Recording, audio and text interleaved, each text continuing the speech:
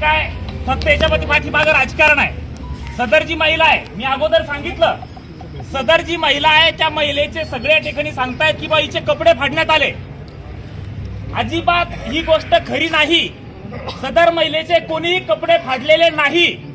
माझं आव्हान आहे, कोणीतरी तो व्हिडिओ दाखवावा की आमचा एखादा माणूस, या गावचा सरपंच त्या महिलेचे कपडे फाडताना दिसत असेल तर। कपडे फाडणं तर सोडा, त्या महिलेच्या अंगाला साधा स्पर्श जर एखाद्या आमच्या माणसांनी केला असेल तर पोलीस असेल, कोर्ट असेल, हे सजा नंतर देईल। त्या माणसाला आम्ही चौकात फाशी देऊ, हे तुम्हाला मी या ठिकाणी सांगतो।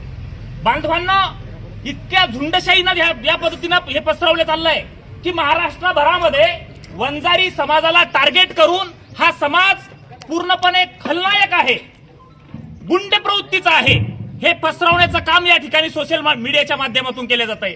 हजारो तरुण परगावातून त्या चिखला या गावात येत आहेत, तिथे येऊन धुडगूस घालतायत। त्या गावामध्ये आता माणसं नाहीये, सगळी माणसं अटक आहे आणि तिथल्या ज्या महिला आहेत त्या महिलांसोबत गैरवर्तन त्या ठिकाणी करतायत। पोलीस प्रशासन त्या ठिकाणी आहे, परंतु ते फक्त बघ्याची भूमिका घेत आहेत, कुठली ठोस कारवाई करत नाही आणि सगळा समाज त्या ठिकाणी दहशतीखाली आहे, संपूर्ण गाव दहशतीखाली आहे। माझी विनंती आहे, पोलीस प्रशासनाला ह्या गोष्टी तात्काळ थांबल्या पाहिजेत। बाहेरून येणारे जे काही टोळके आहेत त्यांना त्या गावच्या शिवावर किंवा अगदी वेशीवर थांबवल्या गेलं पाहिजेत। त्यांना गावात प्रवेश देऊ नये, गावात शांतता राहिली पाहिजेत, असा आमचा प्रामाणिक प्रयत्न आहे। सगळ्या लोकांना उद्या विनंती आहे की उद्या बीबीला, संतोष भाऊ रणमाळे यांच्या शेतामध्ये सत्य बाजू काय आहे, महाराष्ट्राला ही जी काकर चिखल्याची जी घटना घडली आहे त्यातलं सत्य काय आहे हे सांगण्यासाठी उद्या 10 ते 15,000 लोकांचा समुदाय या ठिकाणी जमणार आहे। मी तमाम समाजाला आवाहन करतो, त्यामध्ये मराठा आहे, वंजारी, माळी, धनगर, साळी, कोळी, तेली, तांबोळी, सगळ्यांना 18 पगड जातीतल्या लोकांना एकत्र या ठिकाणी निमंत्रण देतो, तुम्ही या। जे सत्याच्या बाजूने आहे आणि जे सत्याच्या बाजूने आहेत त्यांना विशेष आमंत्रण आहे की तुम्ही या आणि या ठिकाणी सत्य काय आहे हे एकदा बघा की खरोखर सदर महिलेला जी मारहाण झाली आहे ती आमच्या पुरुषांनी केली आहे का, सरपंचांनी केली आहे का, गावकऱ्यांनी केली आहे का? सदर महिलेचे जे कपडे फाडलेले आहेत ते कोणी फाडलेले आहेत हे एकदा त्या ठिकाणी निपक्षपातीपणानं पोलीस प्रशासनाने सुद्धा चौकशी करावी, SIT लावावी। अगदी ज्या ज्या प्रक्रिया आहे, तपास यंत्रणा आहे, त्या सगळ्या तपास यंत्रणेचा वापर करून सत्य महाराष्ट्राच्या समोर आणावं। खरं घडलंय काय, नुसती स्टंटबाजी नको आहे।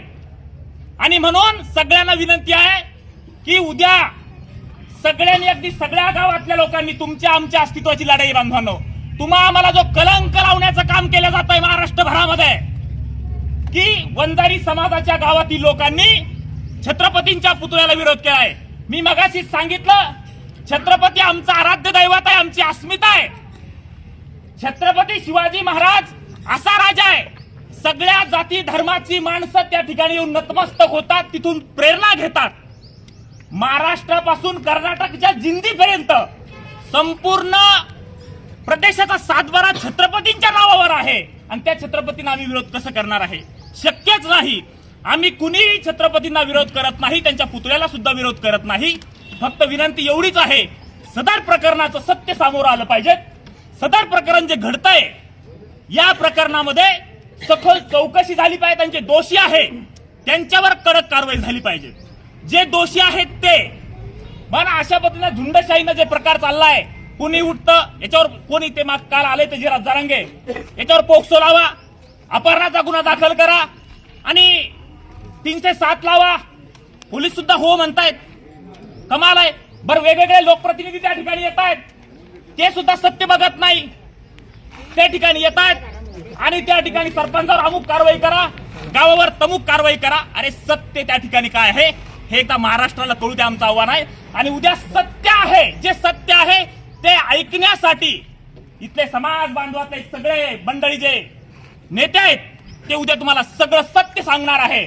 म्हणून तमाम गावकऱ्यांना, आजूबाजूच्या सगळ्या परिसरातील लोकांना माझं आव्हान आहे, उद्या बीबी या ठिकाणी ठीक 11 वाजता संतोष भाऊ रणमाळे यांच्या शेतामध्ये आपण त्या ठिकाणी जमायचं आहे। सगळ्या महिलांनी सुद्धा यायचं आहे, तुमच्या नातेवाईक, तुमच्या माहेरकडील मंडळींना सुद्धा आमंत्रण करा की उद्या तुम्हाला त्या ठिकाणी यायचंय. महाराष्ट्राला आपली बाजू एकदा कळू द्या. खरं म्हणजे आपण बोललोच नाही, हा सगळा एकतर्फी न्याय व्हायला लागलाय. आपण आपली बाजू लोकांना कळू द्या. लोकांना सांगा की खरी घटना काय घडलेली आहे हे सांगण्यासाठी उद्या सगळ्यांनी या ठिकाणी यावं. या ठिकाणी थांबतो. जय हिंद, जय महाराष्ट्र, जय शिवराय.